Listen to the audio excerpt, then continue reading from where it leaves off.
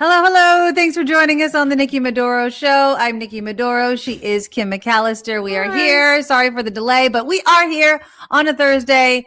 Kim sliding in. I have my cocktail and I'm dealing with a cold. So forgive my voice if it's a little raspy, but if that summer cold stuff sucks. You know what I mean? Like, no fair. Can't sleep, up all night coughing. It sucks, but whatever. Man, I am I'm here sorry. strong for you. And I'm here for all of you who come every single week. And I want to shout out Daniel and Lori, who transferred the money on over. Thank you, Lori, for doing that. Daniel, who also bought one of our tote bags that you can find at thenickymadoroshop.com.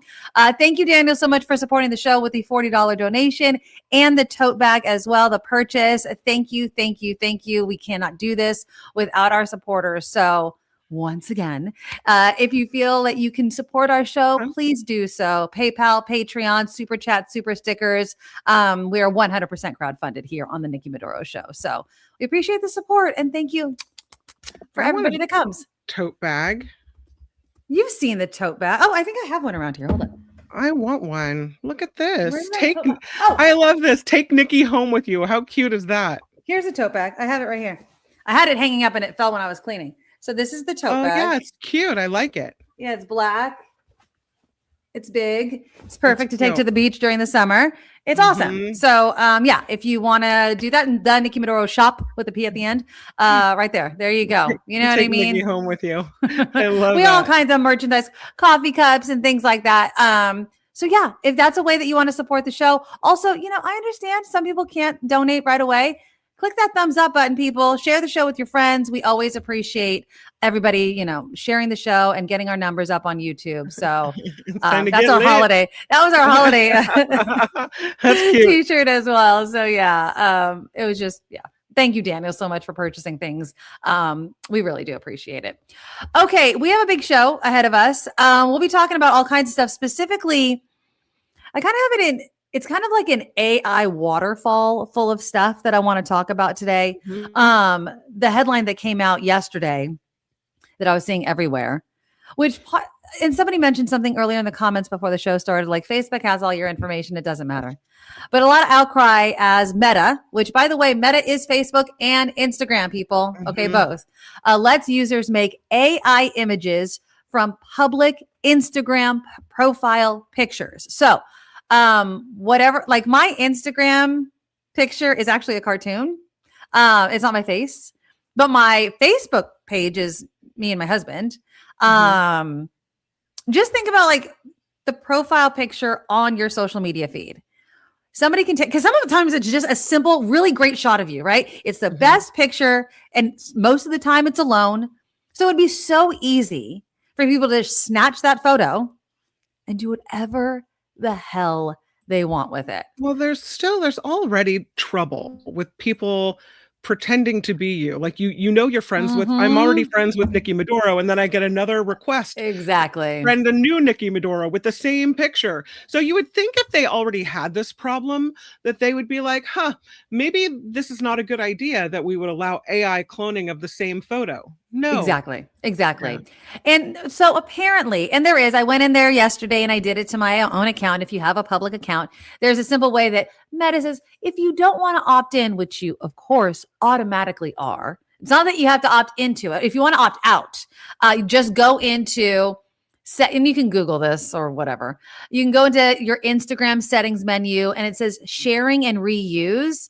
And you just have to switch off, allow people to reuse your content with AI features. And I'm like, is anybody clamoring for this? Like, raise your hand virtually if you know anybody that's like, I really wish people would take my content, would take my photos and use AI to manipulate them. Like, I could understand if you want to do it to yourself, right? Like, and that's what people kept doing back in the day when all this stuff was new. Remember, you could put your photo in here and make its mouth move. Where do you think all of that information went? You know what I mean? Or see how you look when you're 100 years old. They're taking all of those pixels of all of those photos that you're uploading in there, and they're using it.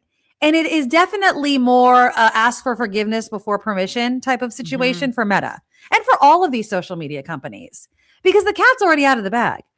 By the time governments, not just here in the United States, but around the country, get their ass in gear to one, figure out the technology, and two, actually write any sort of piece of legislation that would pass, they have all your stuff. Like, and you're feeding it constantly. They already have you addicted to the social media platforms as it is. So even for people like Mama just said, I'm so glad I don't have social media. Now, teach me your ways. Now, I have to have social media, obviously, to do this show, to share the show, those sorts of things. One of the things I really love about only doing the show one day a week, and I love being here one day a week, but not being in San Francisco 5 days a week and doing news, is kind of that ability to separate myself from the social media news kind of avalanche of information all the time, because then I'm constantly on it. But to not need it or have it for a professional sense would be amazing. I'm just not there yet. I did have, I have my phone back here. I have, just to let all of you guys know, a thing that I've been using. I have been using this new app, which, of course, it's another app. It's called Screen Zen. Screen Zen. Okay. And what it does is you choose, and they start you with one. It's like breaking a habit, right? And then let me know in the comments if any of you use this. So basically what happens is you sign up for the app, right? And you put it on your phone. And then you choose the social media app that you use the most. Okay. So for me, I was using Facebook all the time. And then every time you hit Facebook, the app on your phone, you have to wait a certain amount of time. So for me, it's 30 seconds. And it asks you, why are you checking? Why are you checking your social media feed? And it's this delay in time where it makes you pause. Like, do I really need to post right now? Didn't I just look at it? Because people will check every freaking time they're bored with a TV show they're watching or whatever they're doing. And it looks just like that. And so you have to wait 30 seconds and you try to get a streak going. Ever since I downloaded it, I've never checked it. I probably haven't. And again, this sounds like a lot, but I haven't checked Facebook more than 5 times in a day. And most of the time it's like 3 times. That's a significant drop from the mindless checking constantly, right? Now, of course, what am I doing? I'm on all the other social media apps in the meantime. So I'm weaning myself off Facebook, and then I'll probably add Instagram. I'm not really on TikTok. I usually just post something to TikTok and get off of it. I don't find TikTok that entertaining. I don't know what people find so entertaining about it, but it's just like everything else. But Instagram is what then I'll just go to. So I need to figure out how to do that. But yeah, I've definitely reduced, if you guys are looking for a way to reduce your screen time. But again, that doesn't really answer the question, Kim, of Meta and TikTok and whatever, having so much of your information already. So much of your information. Gordon says, I'm going to find out how to restrict or delete my photos. So, I don't trust these companies anyway when they say you can do it. You know what I mean? Like, download all of the stuff so for instance, for Facebook, you can download like your entire history and then delete your profile. That way you don't like lose all of your memories and crap like that, right? I don't believe it. I don't believe they're telling me the truth. I don't trust these freaking companies as far as I could throw them. Nope. And they're not going to tell you the truth. Why would they tell you the truth? They didn't let you opt into something that they knew people probably would not opt into. Even though I always click ask not to track, that button every time I download an app, I don't believe that actually does anything. No. I don't trust any of these companies. I once remember when Facebook, like if you wanted to wish someone a happy birthday, they would allow you to purchase a little gift in the app. Yes. Like you could send someone a cup of coffee, or you could send someone a little item. Right. Well, I sent a couple items and I realized that Facebook had my credit card information. And I was like, I don't really want them to have my credit card information. No. So I went in and I tried to delete my credit card information. Okay. And I tried to put in a different number. It wouldn't take. I tried to put in a fake number like 9999. It wouldn't take. And but it wouldn't let you erase it either? It would not let me erase. It told me that that function was not available at this time, or that, they were working on it or whatever. They would not let me delete my credit card information. Now, this was a couple of years ago, but it kind of started making me think I better be really careful about the websites that I give my information to, because just because you want them to delete that doesn't mean they're going to. And oftentimes, as I found out, they just tell you, nope. I know. And I would have been pissed. I've been like, no, take it off. And And it's hard because it's become so ingrained and in honestly a very short time. I feel like Facebook's been around forever, but it really hasn't been that long. And it's so ingrained in culture that it's hard to imagine, even if I take the settings off, that they don't already have me. You know what I mean? Like Yeah. they have my voice, they have videos, they have movement of me, they have everything. Sure. And so then what is the next step? Right? Like, what do we do then? When we know or we feel we know that all of our information is out there and it's being used in ways that we don't like, then it becomes the onus goes on our government to create punishments for people that use it. Because I feel like the cat's already out of the bag. I still want, safeguards or not letting them use it anymore. Right. But I mean, you'd be naive to think that it's not already out there. But then what kind of punishment is there when something bad happens? You know what I mean? I don't think what should happen? They would say to you, well, how much are you paying for Facebook?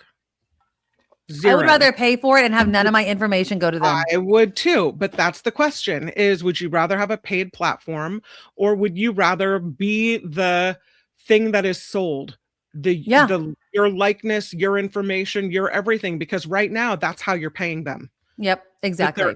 That they're able to take you and sell you, right? And market to you and all of these other things. So it's the same thing with Google. How much do you pay for Gmail? How much do you pay for Google Docs? All of these things that we are constantly using, that's the reason why their little spider bots are going through our email looking for words and doing things, because we are the commodity, right? Exactly. They're learning how to market to people better because they can see what we're doing.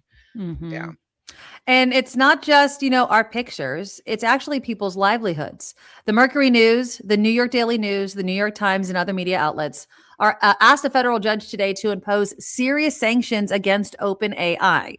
Now, it's accusing the ChatGPT maker of hiding and destroying evidence in a closely watched copyright lawsuit over how AI uses news stories to train. These companies are using it to train their AI systems. And basically, long story short, there was this guy. I love it. It's like Vinny Monaco or Monaco. He basically was in charge and he was the one being interviewed for this copyright lawsuit. At first, OpenAI was saying, no, there is no way that we could search our training databases or the output logs, for example, of the journalism you guys are saying we stole that was copyrighted, yada, yada, yada. But then they had another interview with the dude and he was like, yeah, actually, we can't find it. Right. And so this is, again, it goes back to ask for forgiveness, not permission. It's these news organizations are telling the judge, look, they've delayed this case. They've wasted our time, all the money on this lawsuit that we're spending that we don't want to spend, when they could have just put forth the information and then we could have a debate about fair use, right? Like, is it fair use if you are putting it on a website that can be, again, scanned by AI? Which is a good point. We say the same thing about photos. If you don't want your photo stolen online, don't put it online, right? Mm-hmm. Like, I mean, we would love to say they can't take it because it's mine, but once you put it out there, it's there. If news organizations want to protect their journalism, I mean, paywalls are paywalls. People get around them every single day.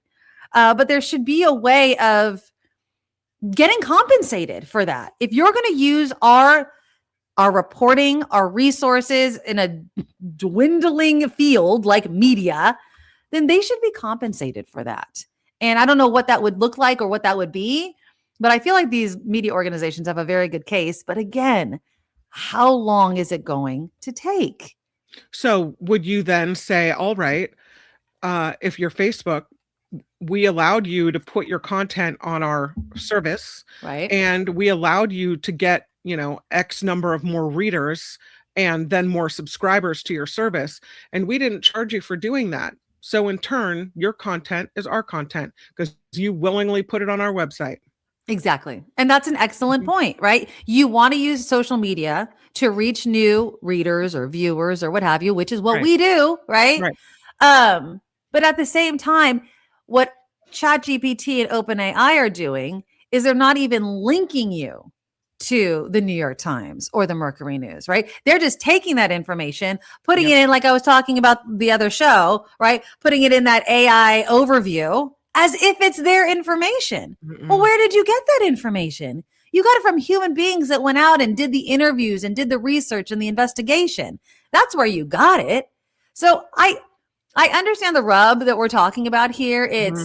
It's, social media gives, right? It gives, it gives you exposure, right? It helps you go viral. It helps your show grow. It helps all these sorts of things. But what are you losing in the Mhm. meantime? And the same could be said for Facebook and our photos. You want to put it out there. You want the likes. You want your family across the country to see, how much Johnny's grown, right? But at what cost? At what cost? Yep. One of the things I don't do, I just want to let you know, is when I see something that I like, because half of Facebook is ads now, even Of more than course. half. Oh God, If yeah. I see something that makes me want to click on it, I never buy from that link. I'll Mm-mm-mm, always take mm-mm. the website and go to that website so that I'm not buying through Facebook. Because what happens when you buy through Facebook? Once again, they get my credit card information. Not doing Yeah. it. Well, and Yeah. also it's sometimes it's not even the real product, right? Like it'll be somebody that's created this fake page and when you click that link, it sends you to the fake profile so that they can get your money. It's a real product, but you should just type in the product that you want. But then, and if you use Google, then Google gets you, and then you're going to see a bunch of freaking ads for, socks or whatever the hell you were looking for forever and a day. Yes, Mark Zuckerberg is, I don't even think he's human anymore with what he wants from people. I honestly don't. I really think this was, again, I don't know the dude any more than watching the Social Network movie, right? But for somebody that was so socially inept, which has been documented, and I doubt it's changed, and what he did to some of the people that helped him even launch Facebook, Yeah. I don't think his empathy button is big. You know what I mean? Like, I don't think he gives a rat's ass about any of it. I know that I definitely think that he knows that social media has grown beyond his actual control. But I do think that he also knows there are safeguards he could put in place, but it would hit the bottom line. But again, I don't know. It's so frustrating because there's so many things like journalism, like our own private safety. I mean, have you guys been following the Flock stories all across here in the Bay Area, all the way across the country? Flock are these, it's the cameras, right? What is the acronym Oh, for? like the like a ring camera? But they're putting them on vehicles. Okay, Okay. so Flock is automated license plate readers, okay? And Okay. places like I think even Florida, they're going to start putting them on garbage trucks to see if they can find people that need a permit or are out of compliance with things. Wow. This is a surveillance world then. This Yep. is surveillance 24/7. Yeah, it steals license plate readers. ICE is using them. Flock is, in my opinion, another scary example of how we are moving way too slow to kind of rein in the rules around this technology. So let's see. This was earlier this month. This was actually in June. San Francisco disabled access to its Flock network cameras after it was properly queried for out-of-state and federal agencies. Okay. These license plate readers obviously provide a tracker system that helps law enforcement identify vehicles. So, they could just figure out who you are, whether you have a warrant out for your arrest, yada, yada, yada. Well, apparently, the organizations that access San Francisco police data was the Northern California Regional Intelligence Center and the Western States Information Network. Their network now access has been denied, but it says it's all part of the Department of Homeland Security's information sharing strategy. No. And serves as the regional all major crimes intelligence fusion center. No. Again, what is the payoff? What is the benefit of cops being able to quickly locate cars that might be part of a crime or a missing person or whatever, like an Amber Alert or something like that, worth giving up all of our security? All of our security. It's crazy. It's absolutely nuts. And there was this guy in Florida. I'm trying to find the video. I was hoping I still had it up. Here we go. This guy in Florida is talking about how it's rolling out AI powered cameras on its garbage trucks to scan properties for code violations. Here, let me just share this video real quick because this is what other states are doing as well. And the concerns surrounding it are huge right now because, I mean, it seems obvious that we wouldn't want a camera on every single truck that drives by. Here we go. Very interesting things that we are exploring right now with AI. Code has already looked at a software that will put cameras on trash trucks that drive up and down every single street. And that software has the ability to identify bad roofs, broken windows. We could easily, if we deploy this, we could look at saying, tell us when there's construction material at the curb. Because if someone's got an entire tub and a kitchen at their curb, it's likely they're doing a remodel that needs a permit.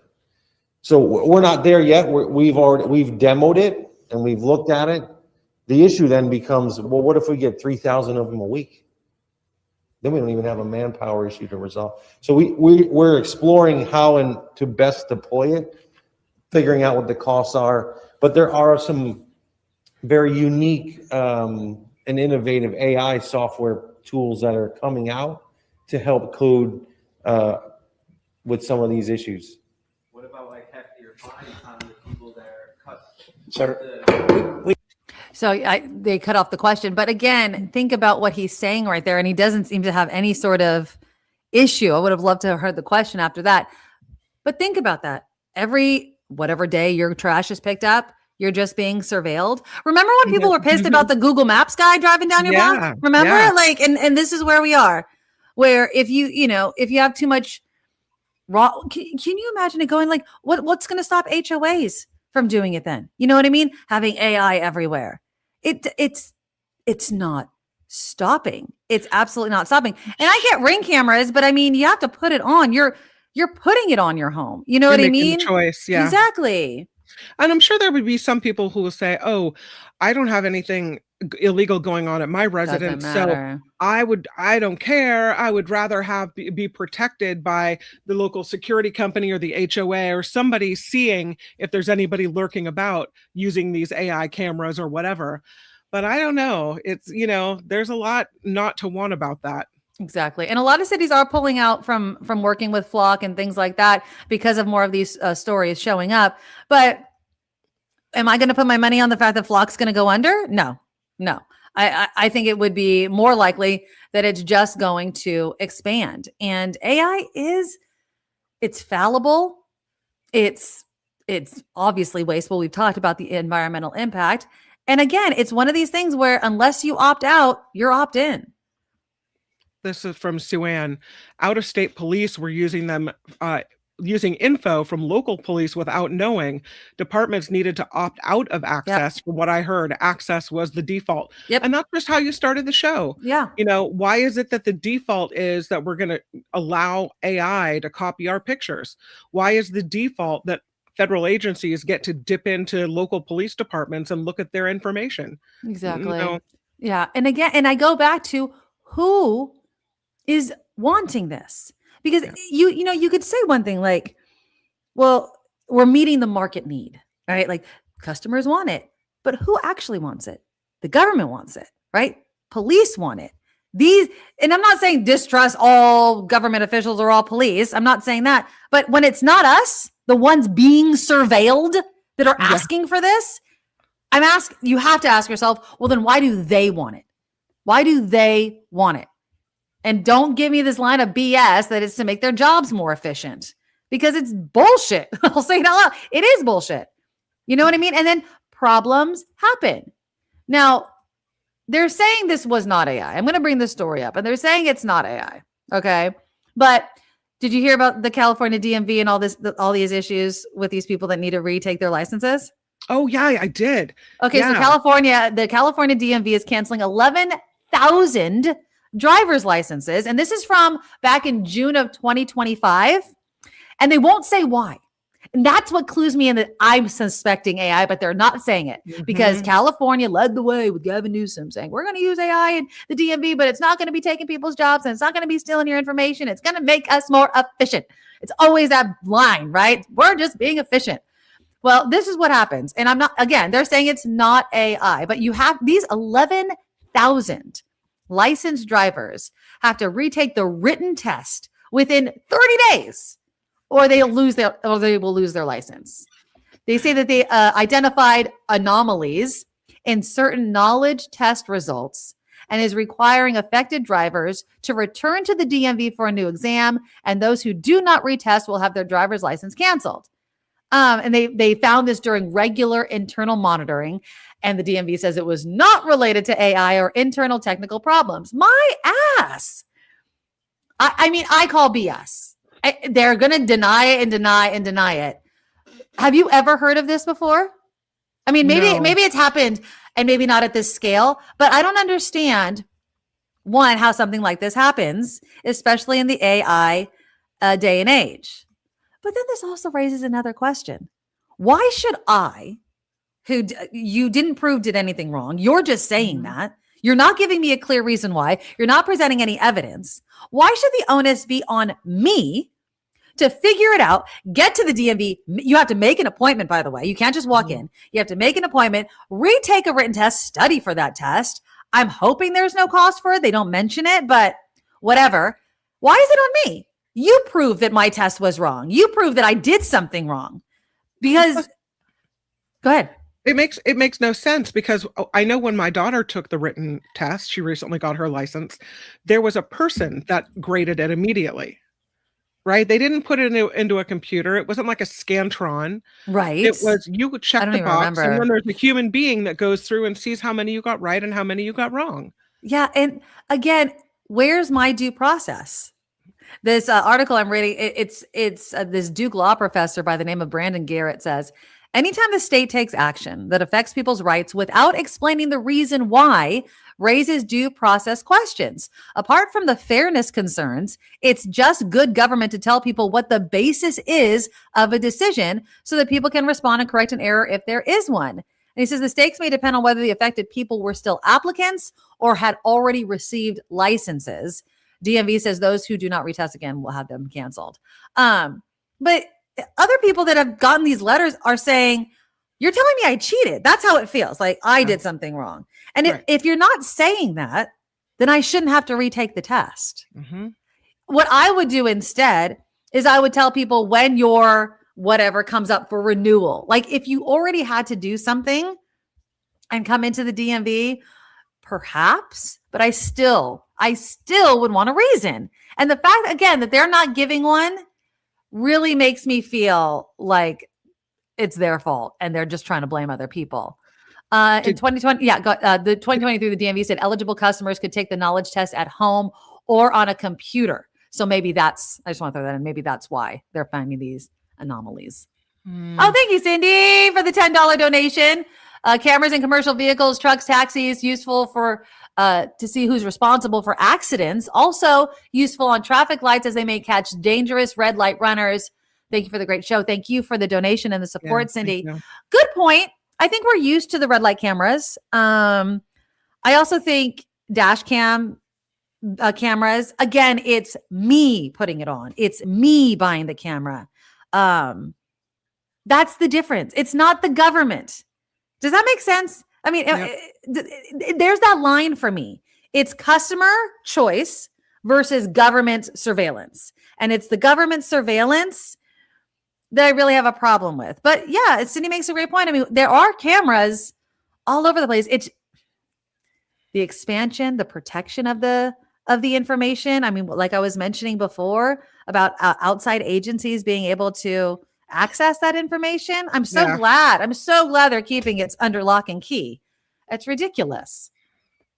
I thought I read somewhere, and maybe not. I thought I read that there was a question mark as to whether some of the names that were popping up were names of I don't know, you say a Latino origin. Oh, for the DMV, you mean? Uh-huh. Yeah. So who Ooh. are those 11,000 people? Where do they live? Like they could even just do Yeah. it that sort of way. Like, are they all in highly Latino or, minority neighborhoods? Who Yep. knows? That's a very good question. Mhm. But again, they're not forthcoming with any of this information. And I'm sorry, like, and I guess California is partnered with Anthropic, so they use Claude across California government. I don't know. I know we talk a lot about AI, but I feel like we have to. AI is becoming so prevalent everywhere we go, and it's crazy. It's, and then again, I know some of you like it. They're even driving our cars like Waymo and all those, driverless cars. That's AI. Although some people seem to believe that there's some sort of person that's actually driving the car. Well, there's someone in the watching. There's Well, there eyes should and ears. be. Did you There hear about the should thing be. that happened in San Mateo with those Mhm. teenagers that were like had, water pellet guns that looked like Yep. rather realistic, and they were drinking and boozing in the afternoon and driving around in the Waymo? Yeah, I And was just it going to was mention that. That's hilarious, though. I mean, it was the Waymo person that who's noticed it, who like sees the video camera and what's going on in the car, who actually pulled the car to the side of the road and called the cops. which again is good to know, right? Like, Mhm. um, this article by SF Gates says that ride that Kim was just talking about violated several of Waymo's rider rules. Passengers under 18 must be accompanied by a family member or another adult with permission from a parent or legal guardian.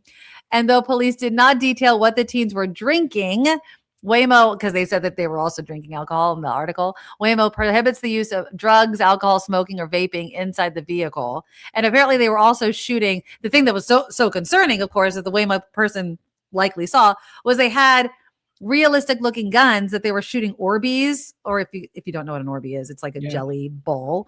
Mhm. They're shooting it out of the car, which Yeah. I'm going to tell you. Yeah, exactly.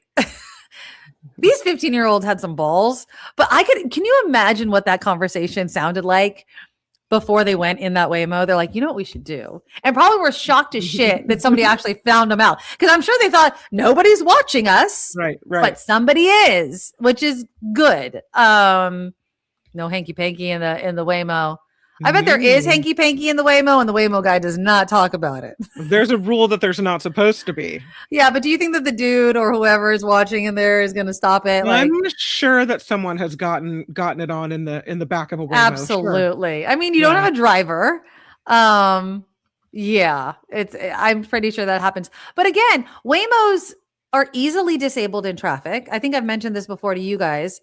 At least I've seen this in action. I don't know if this is a universal thing or if this guy just knew where to hit.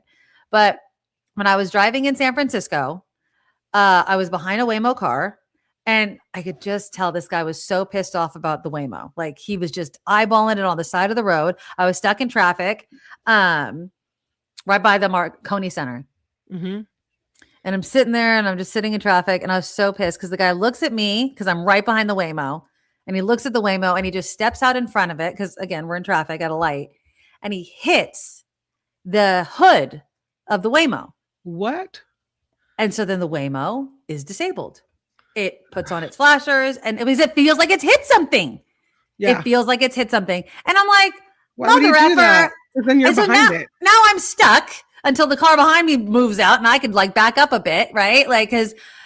But think about that. If all I had to do was hit the hood of a car to make it stop for me and for an extremely long time, because we've seen how long it takes to get, we've heard about the numerous nightmares from 4th of July and beyond of Waymos not knowing detours and all sorts of things.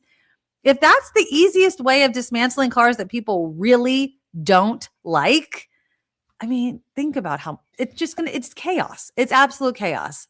So again, while a human driver costs more and it costs more for insurance, I like a driver. Now, if you're a young lady or a young woman and you like the idea of not having a driver, perhaps I get that, but I don't like the idea of driverless cars. I just don't.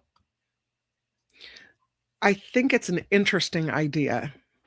I think they have a lot of work to do to make it safe, because recently we have seen the cars that are supposed to have sensors, these Waymo vehicles driving into puddles, getting flooded, right? Or flooded areas. Not cool. Exactly. Right. And there was some other incident that happened here in California as well. And so they had to recall and stop everything and do more research. I just don't think, and they're testing them on Sacramento city streets as well.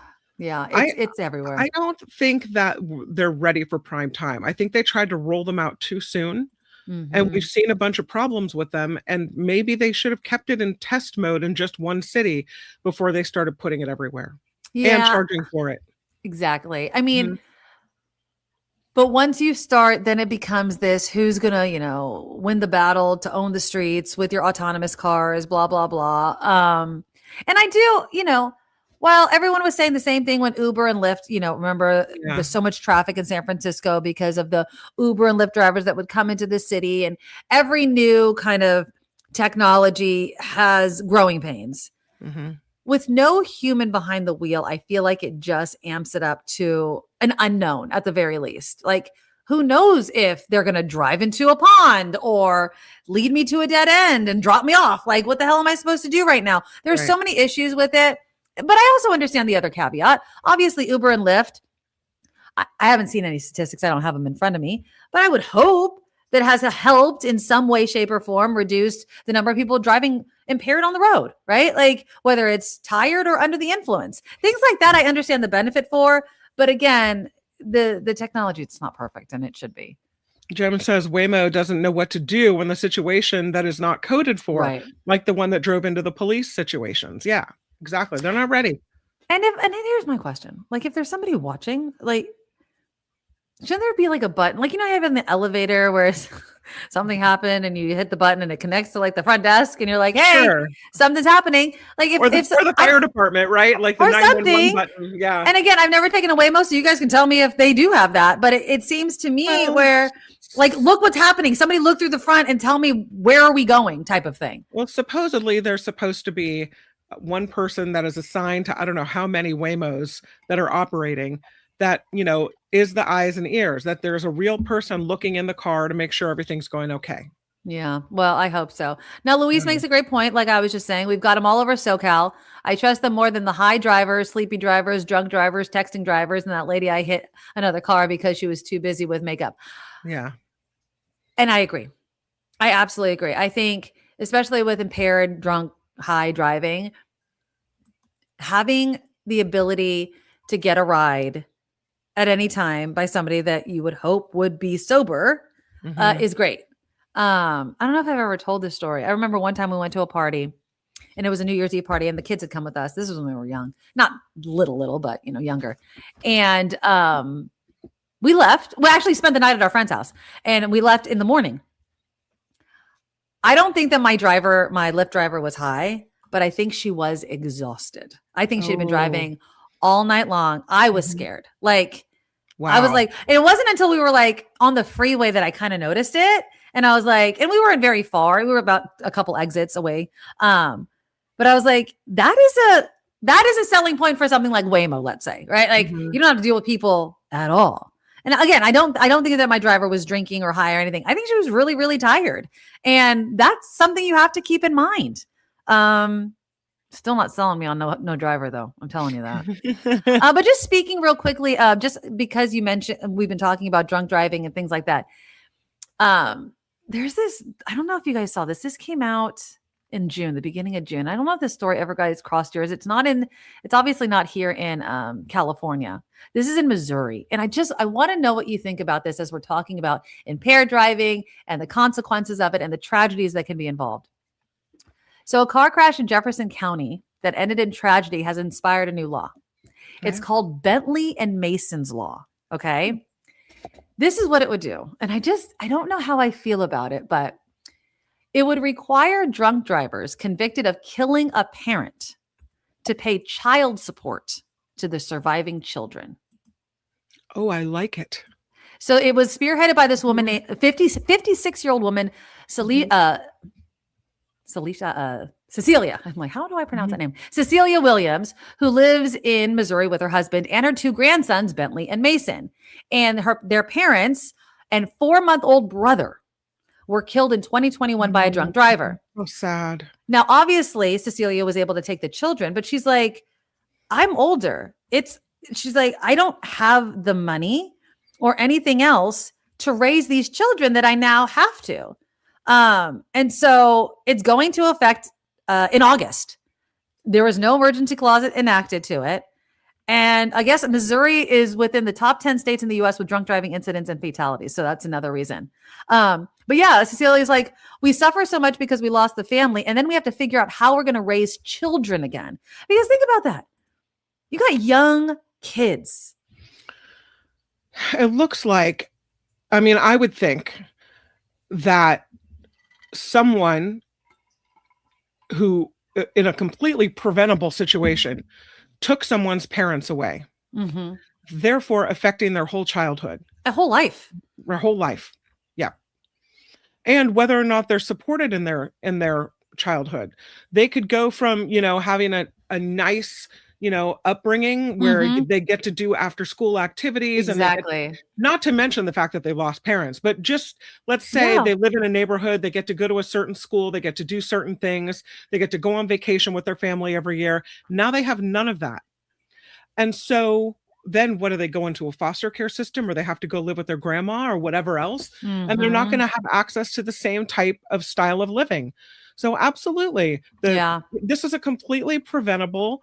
I think the person that gets behind the wheel drunk makes the choice. Right. They make the choice. They know that something like this could happen.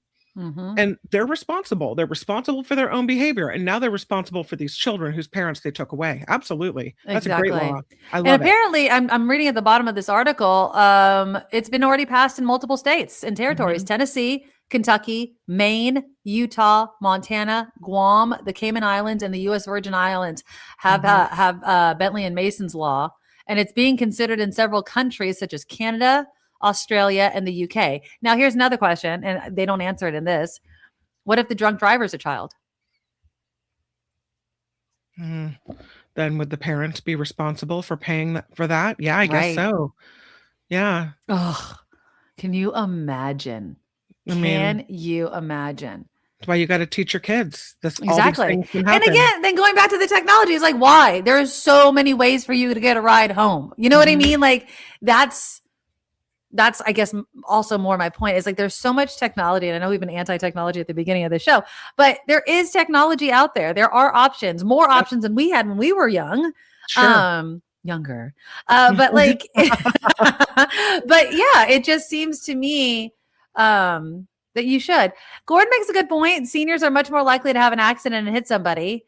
Yeah, but I feel like you're absolutely right. I mean, we've talked on KGO and on this show about, but I think it's a different thing when you are choosing to get impaired. You're drinking, you're taking drugs, or you're too tired, whatever, and you're getting behind the wheel. Like, you should know better.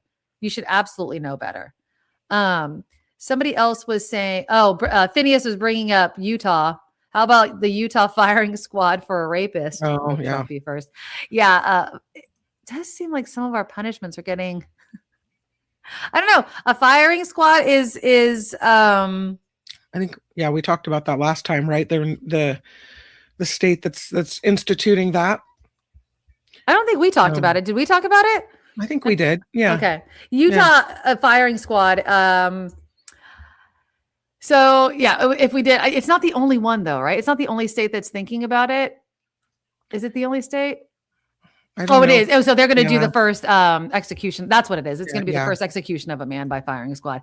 And again, everybody can have their own opinion about the death penalty, but I still think the child support is a good punishment, though. Yeah, but back to the topic at hand. Yeah, I feel like you have to educate kids and let them know that if they do this, what will happen, right? Or what could happen. And there was my daughter's in this broadcasting class at Petaluma High School. I love that. And they put out this video where she goes, "Mom, I'm going to a fake party." What does that mean? She goes, "Well, we're gathering at a house and everyone's going to have the red Solo cups and we're filming because someone gets in this story, someone gets in a drunk driving accident." And then the boy looks at the camera and he says, "I didn't know my parents were going to have to pay. I didn't know that my parents are going to have to pay for the person that just got into this drunk driving accident, right? Yeah. Because that's a thing in California, if not other states, where they will hold you responsible if you're Mhm. serving underage people. Of course. Same thing. And the video was, the point was, let kids know that Mhm. you're not just, and the boy in the video said, I thought it was just me and that I was just goofing off and being crazy by throwing this party. But it turns Mhm. out I put my whole family at risk. We could lose Exactly. our house. We could lose everything. And so I think it's important to let people know that, Mhm. you know, Absolutely. maybe that's how we stop it. I don't know.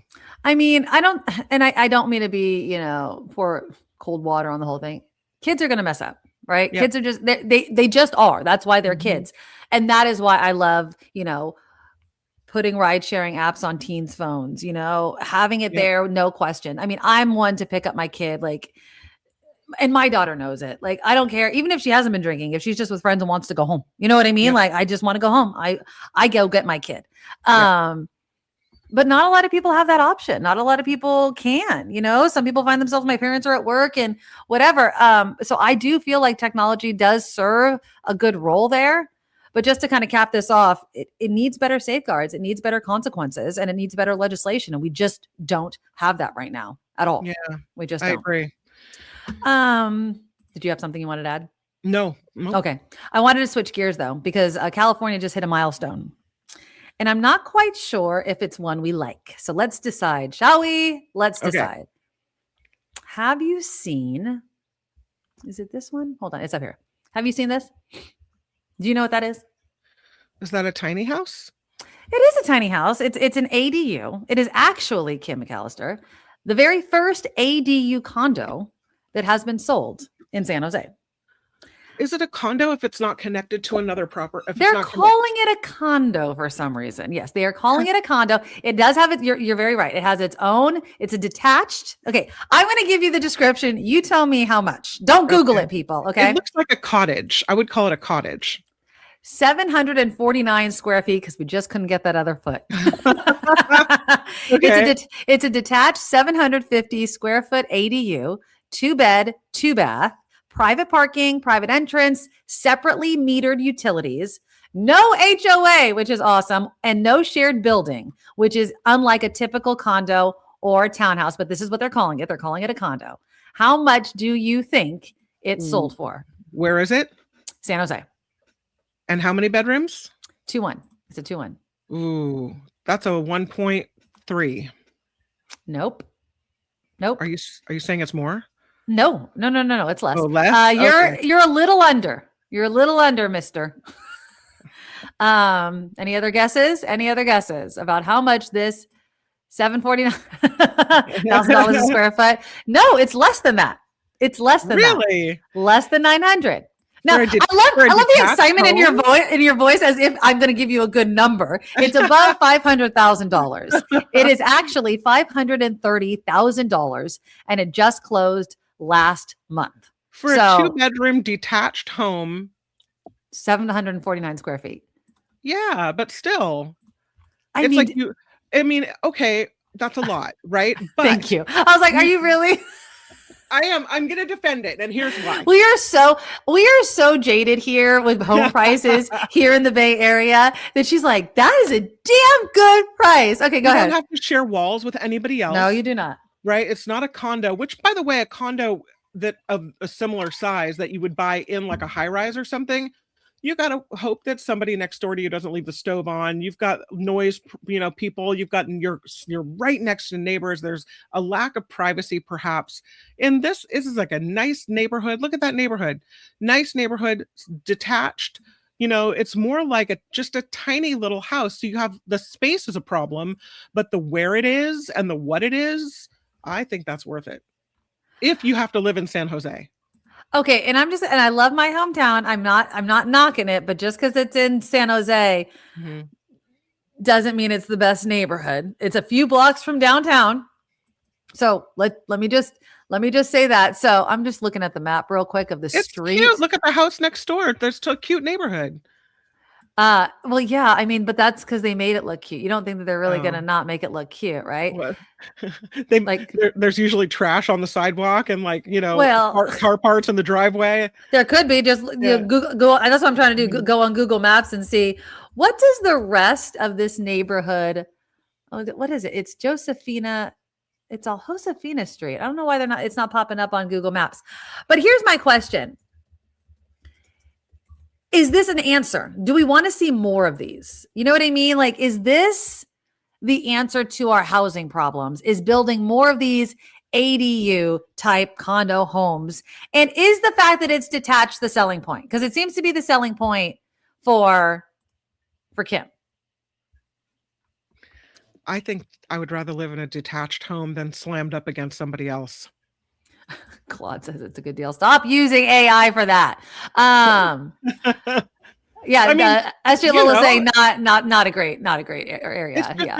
there's a difference between apartment living, which I think most of us have done at some point in our lives, and who knows, may have to do again.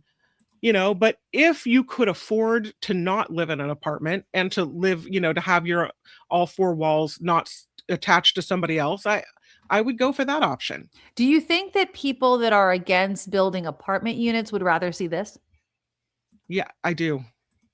Would you let me know in the comments? Would you rather see more ADUs like this in your neighborhood, where what once stood a single home in a big yard is now a home and another tiny home or condo, whatever? Would you rather see that? Yeah, bungalow. That's a good word for it. Yes, if we have the land. Like my parents' rental in San Jose that I used to live in has a huge backyard because it's the end of a cul-de-sac. Ton of wasted space. I'm like, that is perfect and we had no backyard neighbors. It was the freeway. So that was perfect for an ADU. And that's Suanne, you're taking the words right out of my mouth. This I could see. Yep. If you want to keep your kids close, because isn't that what everybody always says? Yep. I love living here, but my kids will never be able to afford a home, right? Or I want to live here and I don't want to move out of my house to give it to my kids or downsize. Like I can have the best of both worlds. That's a very good point. It's with a kitchen, shower, and without hearing anyone walk on top of your head or talking through the walls, as occurs in apartments, then it's a nice place. Yeah, Are bars so low though? Like, yes, they are. They are. Because, I mean, how about this? Would I rather pay, I don't know, what it cost in Idaho, say $350, $400 for a 4-bedroom home with lots of space and parking and whatnot, like a traditional single family home in Idaho? Or would I rather pay the same price for that thing in California? And live in California. I'm going California.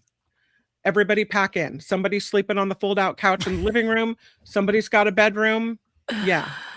I hear you. It's just, I was reading the NPR did this thing about Gen Z, right? Which is like the homeowners that are coming up, right? And it's hard for them to buy home. And so apparently, according to this article, they're able to buy homes actually faster than the average, which has been like, I think the average age of buying a home now in California is about 40 years old. And so Gen Zers are able to do it by like aggressively saving and yada, yada, yada, which I think is great. But this could also help them. Like if I could put an ADU on my property. Yep. And just rent it to my child for way less so that they could save for something perhaps bigger. Yep. And then once they're out, I could rent it or keep it in the family as, a place for people to stay if they want to come visit or what have you. But it does seem that this could be our answer. It doesn't also, though, solve the problem that people always mention with apartments. What about parking? What about water? What about this, that, and the other? So, I mean, this is separately metered and it's on their own. That still doesn't solve that problem. It's still more people living in your neighborhood. Maybe not as much as an apartment, but it's still more people. Although I think it takes advantage of space, as you mentioned, that's not being used. Yes. But I mean, like that. That's, so that's the aesthetic of it, though. Instead of building some new high-rise downtown apartment, right, then it tucked away in someone's backyard is a little ADU with a perfect spot for someone coming to visit for the weekend or someone's child or someone's parent or, someone's pick a family member who maybe needs some extra help, Right. or somebody who's single who's just looking for a little place to be because they work in the area. I don't know. I like that idea better. Yeah. And again, San Jose, the first city in California to do that. And I guess they're just kind of saying, how it sells again, how it appreciates. I have zero doubt that thing will appreciate. Zero doubt. I bet it's worth $1 million right now. Like, I'm sorry. Like, it just, especially with the reaction that you all are given, that thing's going to be up to probably 600 right now. And it just sold last month. It's the ability to appreciate property so quickly in the Bay Area will always make it attractive. So even if it's 749 square feet, a 2-1, which, some suites and hotels might be bigger than that. I don't even know. It's still a good deal for the area. Cheaper than renting a house. You have to pay for trash and sewer and water. True. It's right by the free. Yeah. It's like steps from downtown too. Yeah. Nobody said it was, in the hoity-toity neighborhood. Nobody said that. But here's the thing. It could be, right? Yeah, it could be. That little design could be a cottage on someone's property, could be in your parents' backyard, could be wherever. Yeah, it could. I don't know. Gordon liked to rent a tiny home detached. Yeah. Yeah. I mean, especially for people downsizing, maybe it goes flip, right? Like your parents who are grandparents now, they don't need as much room, but so you build this ADU and you and your growing family move into the bigger house for a while, and the grandparents are still right there. They have all the amenities. They can come into their house anytime they want to. But they have a smaller thing that they don't have to take care of as much. My dad and stepmom built a little cottage on the back of their property. Mm-hmm. And the thought was not only, if we came to visit, could we stay in it? It was just a little studio, small, but had its own little kitchen and a bathroom and a little table where you could sit and a little washer dryer, very small, but very livable. And they said, if we get to the point where we need someone to come and care for us, we might not have the money to pay a big bill, but we could give that person free room and board if they could come and do certain tasks for us or cook us dinner or whatever it might be. They sadly never got to that place. My dad died before, that could happen. But that was their thought, is that ADU that they had back there could be used to help them if they needed someone to come stay, if they needed to hire someone. SJ Lola is telling me that the picture I put up is not the home, and damn it, that's the one that was on the news release that I had, and they were just probably selling it to me. So I'm trying to find the actual video because ABC7 did it. It's just going through an ad right now of the actual house. Because now because I really did think that was the house. That was the Houseberry listing thing that I saw. So I'm going to see if I could find the actual picture because that was cute. Let's see if it changes your mind. Exactly. So if it's not cute, show me the real jalopy that I'm going to pay. You got to wait. So let's do this. Let me add to the stage. We're just going to watch the end. It's so funny. Stupid ad. Okay, hold on. Socks. I love Bombas. Okay, here we go. All right, let's see. San Jose became the first in the state of California to sell an ADU. All right, let's take a look. Was converted to a condo on an existing home property. ABC7 Eyewitness News South Bay reporter Dustin Dorsey spoke with the new owner.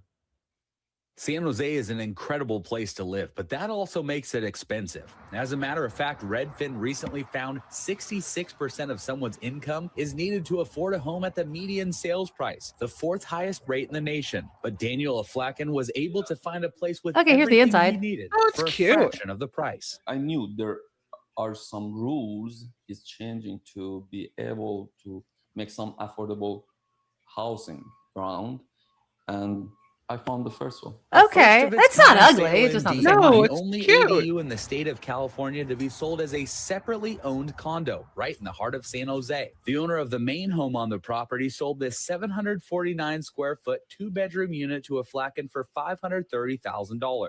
He moved in 2 days ago. Similar to single family because water, electrical, everything is separate. You don't have any neighbor attached to your unit. Do you feel like you're still getting everything you need to out of an ADU?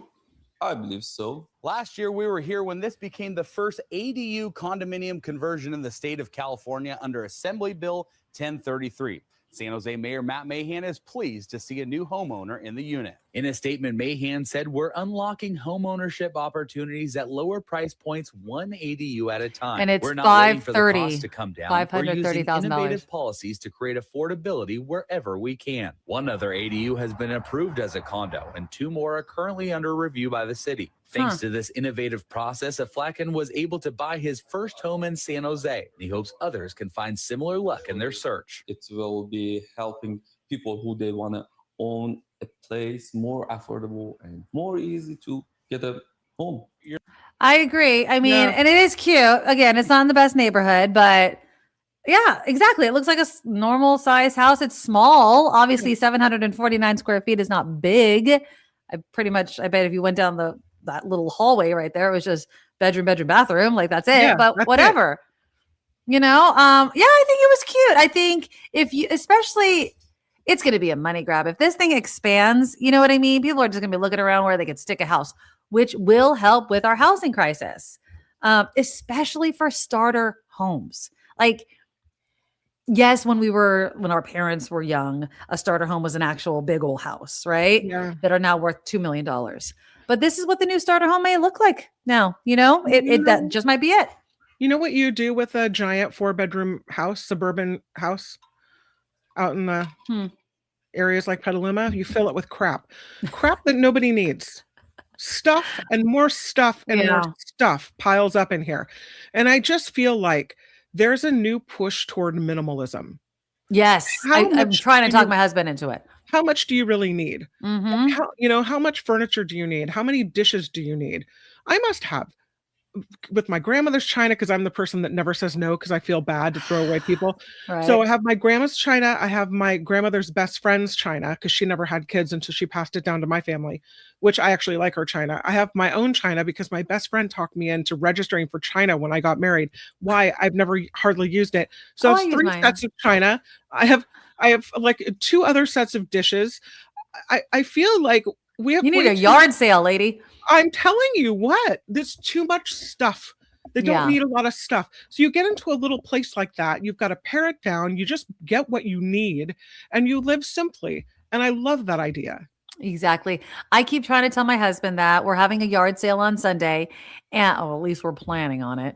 And I keep telling him, like, I feel like stuff is an anchor to where you are. And we don't need to be anchored. Not that I don't want memories and things like that, but we don't need so much stuff. And so I feel lighter when I can get rid of things. And I've been slowly doing that around my house this summer because, like, my parents have already done it. They did a remodel on their house like 10 years ago, more than that now. Right. And when they did that, they purged all kinds of stuff.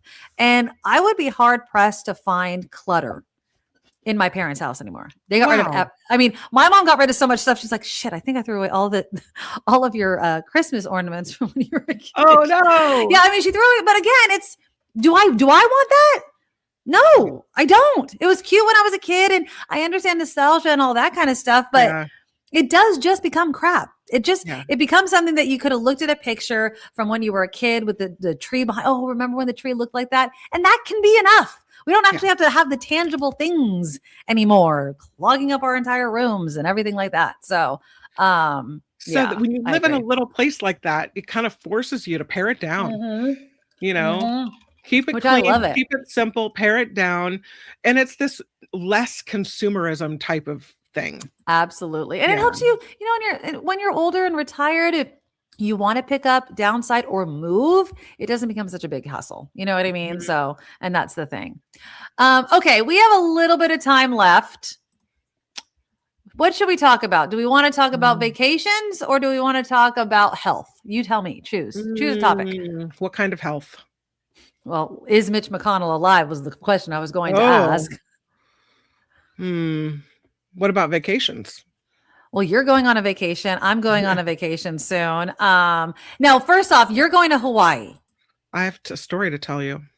Oh, no. Are you not going? I'm going. Oh, okay. By the skin of my teeth, I'm going. Why? What happened? Well, we had booked this place to stay. In where? And in Kaanapali, Maui. Okay. we booked a place to stay. The place where Uh-huh. we usually stay burned down in the fires. It was a beach right. house that we rented in the summers I and it burned remember, down. So we booked this place to stay, and it was, I think it was a VRBO. Okay. Okay. So we Uh-oh. booked it, and yesterday they sent a note that my sister didn't get until today. And it said, we have made an error, and one of the days that you booked for is actually booked by someone else. So it was like an overbooking kind of situation. And so they canceled the whole booking. So now, 24 hours No. before the flight, we had no place to stay. My sister scrambled and found another spot.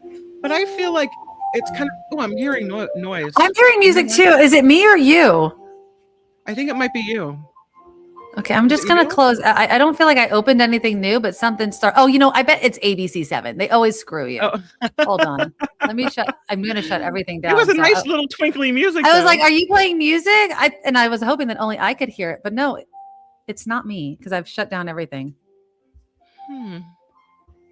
Is there me? Oh, you know what? I think. Hold on. Keep talking, Kim. It might be my TV that's behind me. Hold on. Hilarious. Okay, so they cancel the booking, and if it was us that canceled within 24 hours, we would have had to pay for the entire. Thank you. We would have had to pay for the entire thing. So if we had canceled within 24 hours, we would have had to pay. Okay. Right? Okay. But they canceled us within 24 hours. And so we had to book a place that was much more expensive and further from where we wanted to be. But they don't have to pay us or offer us any type of. But it was their mistake. It was their mistake. Yeah. But their policy says you can't cancel. Here's when you can cancel a cancel by date where we have to refund your money. But if you can't cancel within, we were well within the time frame where we would have been charged for the whole trip. Yeah, but they canceled your thing. Like that's. Yeah, they did 24 hours before. It's hard for me to believe they did it. VRBO, and I don't think that I'm going to preface this by saying it was a long time ago because it's 2026. I want to say when my mom turned 70. So like 6 years ago. Maybe even before that. I think it was when she turned 70. She wanted this beach house. And we didn't get it on Airbnb. We got it on another site. It might have been VRBO. And they double booked it. Yeah, that's what they did here. Yeah. And they double booked it. Mm-hmm. And they, again, did the same thing. Didn't tell us. And I mean, we had a little bit more time, but I will never use, if I'm going to Airbnb, I'm using Airbnb. Because I feel like they choose Airbnb over other ones. I feel like at least the people that they'll put their property on multiple things. Yeah. And then, but so you have a place, it's more expensive and not as close. SJ Lola says, don't go VRBO, which I think stands for vacation rental by owner. Yeah. Go through a local vacation rental company instead. At this point, it would have been worth it, I guess, to pay more for the place than to get screwed at the last minute like that. I'm sorry that happened to you. That sucks. If I was the owner who was facing that Friday night, they had booked it to us and another family, I would have moved heaven and earth to say, let me get you, I'm so sorry, let me get you a hotel for that one night.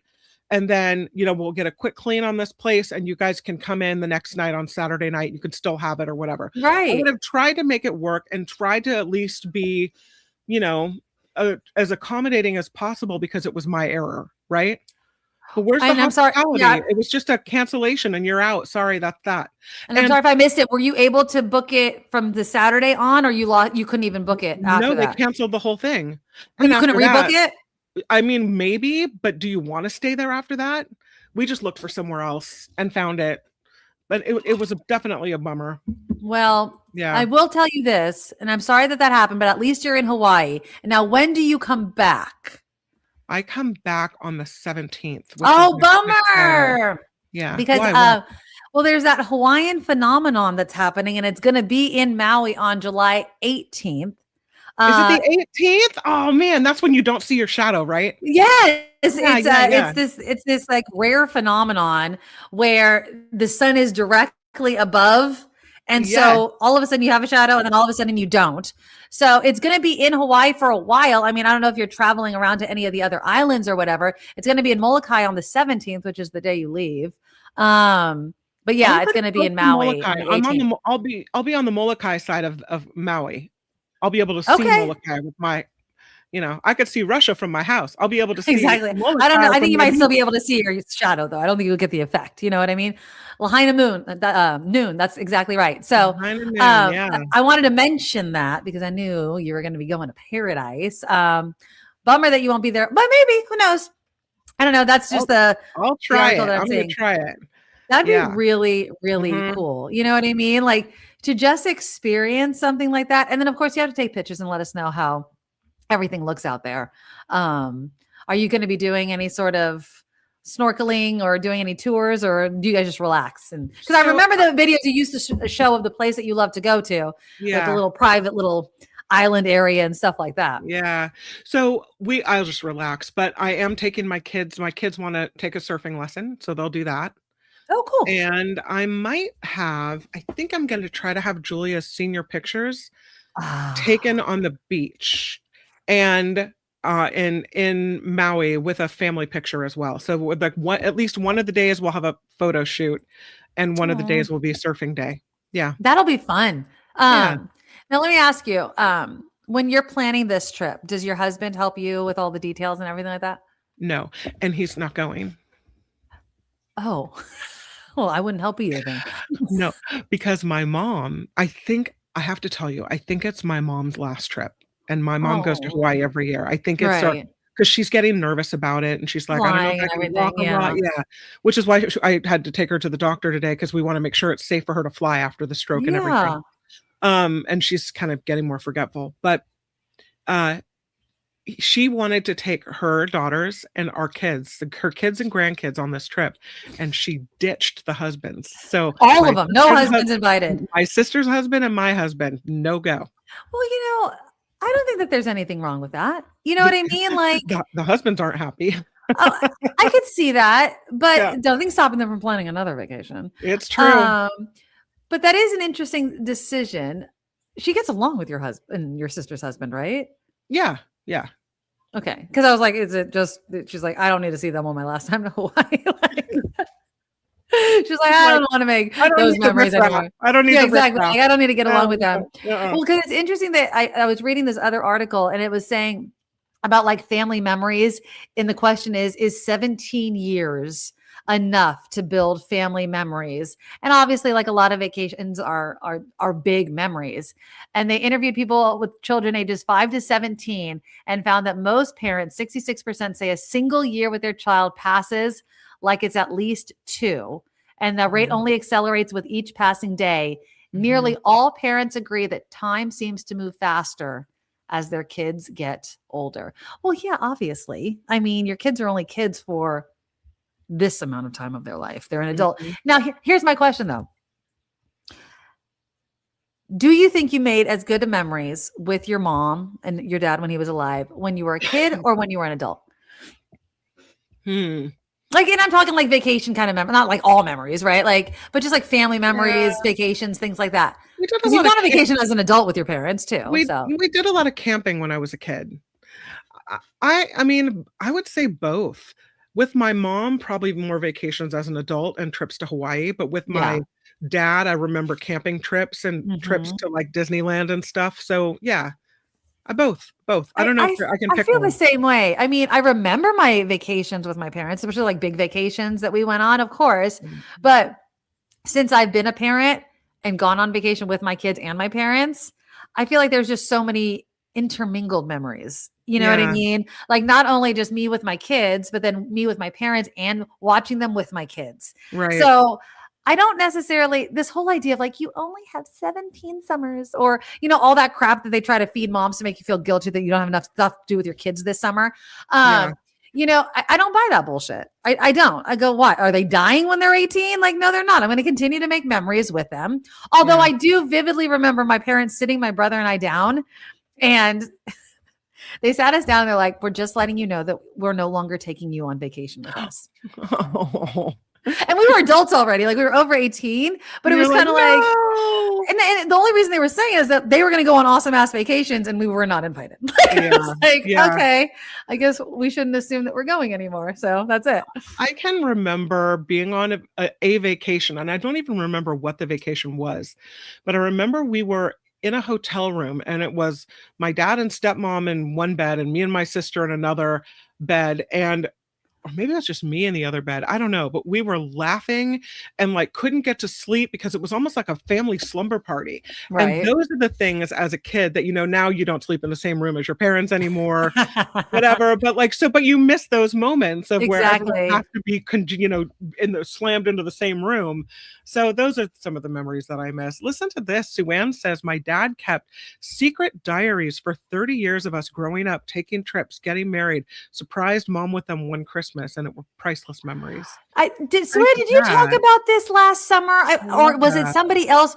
Was your dad the one that would go into the bathroom and journal for a long time? Remember somebody was telling us that story? No. Or was like rest stops or something? I don't know. Maybe it was not. I love that idea though. Yeah. The documenting of things like that, and then surprising somebody with that. Yeah, it just seems you can't get that back. You have to do it in the moment. You know what I mean? Like you can't. It's like either do it or don't do it. But I definitely think, oh yes, it was your dad. I do remember that was such an awesome freaking thing to do. That is just, I don't know. It's one of those things where like, I wish I had done that. I mean, we definitely journaled last summer and I was really glad that I did that, but I don't keep it up. I don't travel, but I should. I love this. Sue-Ann says, we also refer to the diaries to solve arguments. Like, did we like go that didn't happen. We go to Chicago in the summer of 68 or 69. Go to the journal. Yeah. But speaking of planning, because I'd asked you if your husband was planning, which obviously if he's not going, he's not. But a survey of 2,000 women split evenly across generations revealed 76% of group trips don't ever make it to fruition. Only 24% make it out of the group chat. And 62% of women, 80% of women believe they are the ones who spend most of the time planning the trips compared to men, 4%. 62% said, who are of the women who are planning the trip said they are the ones to make the most travel decisions. Millennials at 70%, Gen X at 69%, being the most likely to take on that responsibility. Picking the destination, finding the lodging, booking the flights. Those are the top three things that women take care of. And I mean, obviously and again, I'm not going to put it on your husband because he's not going, but even if my husband is going on a trip, I'm the one. I planned out the entire trip last year. See, I think it depends on whose idea it was. Who has the idea for the trip? My husband got a burr up his bonnet, whatever, he wanted to go camping at a certain place that had cabins. This is a couple of years ago. He booked the whole thing. From the time we were leaving, made sure that I had the time, it kind of hassled me to make sure I had the time off. He set up the whole thing. If it's more my idea and I really am into it, then I'm the one that does it. So it just kind of depends, I think. Yeah, I mean, as far as last summer when we did the road trip, I kind of forced my husband. I was like, okay, so let's choose the stops. Are you okay with this? But I was the one, on the computer doing it all. What the Sizzle says, I have much more wonderful memories with my parents as they were older, as was I. Childhood memories get too scrambled over the years, I find. I agree. I don't know if it was a video I was watching or something, but they were saying parents ask your kids, especially if your kids are already older, what their childhood memories are, like of a certain age. Like, what do you remember of this time? Like, childhood memories are bits and pieces. You know what I mean? Like, there's like if I had a vacation memory, we always used to go to Phoenix, Arizona, because my uncle and my cousins live there. And I have two memories. One, I stuck a piece of gum on my uncle's brand new front door. It was like this nice wood front door, and he slapped me. Oh God. Yeah. These were the 80s. Yeah. People just slap their kids. I remember he slapped me and I was really upset about it, obviously. Of course. And then same uncle, we went swimming and I swam with my eyes open in the pool that I was blurry for the rest of the day. Those are the two main, and I mean, I have camping memories with them and all sorts, but those two memories, it's like lore. The me getting smacked for the gum, family lore. Like Nikki got smacked because she stuck the gum to the door. Childhood abuse was just more laughed upon back then. That our I know, crazy. Our I got smacked too. I'll tell you about that in a minute. Our family trips have been local or within California or Right. Oregon for the last 10 years. So Jacob, the last time he flew on an airplane, he was 9 months old and we were going to Maui. Oh. And he told me, he goes, Mom, I don't ever remember being on an airplane or going to an airport. So this will be the first time really that he's flown. That he remembers it. That he remembers flying on an airplane. Yeah. So my parents had these friends when they lived in Hawaii, and friends had a little, I don't know if it was a little dog or some type of parrot or some animal. I think they had parrots in Hawaii and they had this dog. Whatever happened, I must have been 1.5, and I grabbed the dog's fur or pulled its tail or something, and the owner of the dog smacked me really hard. And my parents got mad. Like I would imagine. My dad got in a big fight with the guy. Of course, I don't remember any of this, but it's a big thing. So I wonder, were your parents mad at your uncle for hitting you? Oh, I have no memory of that. No? I mean, I'm sure a conversation was, I have no, all I remember, and honestly, I'll be honest, I don't even remember the smack. I do remember sticking the gum to the door, but then the story goes, then I got smacked for it. I was young, you know what I mean? But, it's one of those things where the memories you choose to remember, like I remember having to go poop in the woods when I went camping, like when I was little, and I thought it was the most unsanitary thing in the whole entire world. We always spend time in San Jose family camp. I have a ton of memories there, but it's these bits and pieces. But then my brother, and this is for all young parents out there that want to spend half a fortune when their kids are very little. I understand, but just know the memory is for you. My brother took us all, me, his whole entire family. James and I were married. We had no kids at the time.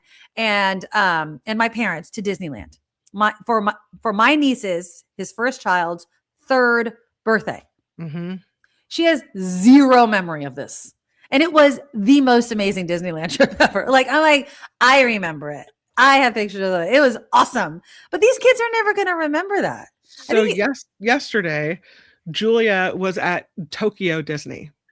Oh, how awesome is How that? cool is that, right? And she's there because she's nannying for my cousin's 2-year-old.